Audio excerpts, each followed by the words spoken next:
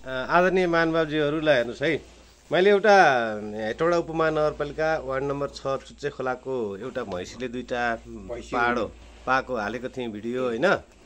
अहिले चाहिँ म हेर्नुहोस् यहाँ यही दुईटा, एउटा गाईले दुईटा, यो बाछा बाछी के हो? एउटा बाछा एउटा बाछी, एउटा बाछो एउटा बाछी दुईटा पाएको छ है। यो चाहिँ बिरलै यस्तो घटना देखिन्छ। यो चाहिँ हेटौडा उपमहानगरपालिका वार्ड नम्बर 17 स्थितको देवराज सञ्जेल, हामी चाहिँ बाबु भन्छौँ, यही नजिकै सँगै हुनुहुन्छ है देवराज सञ्जेल। उहाँले पाल्नुभएको गाईले दुईटा पाएको छ ल, एउटा बहर छ एउटा बाछी छ। ल हेर्नुहोस् है, यो चाहिँ बिरलै देख्न पाइन्छ। यो चाहिँ इमेजिङ दृश्य हो, बिरल देख्न पाइन्छ। ल हेर्नुहोस् है त, यो गोठ पनि देखाउँदैछु यहाँलाई।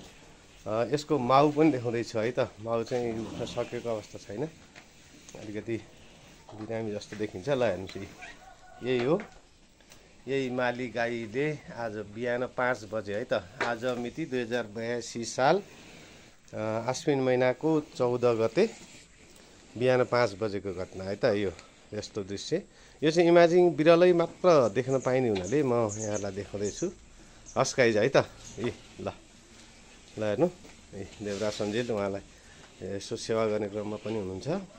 ल दुईटा छ, एउटा बर एउटा बाछी। हस्, धन्यवाद।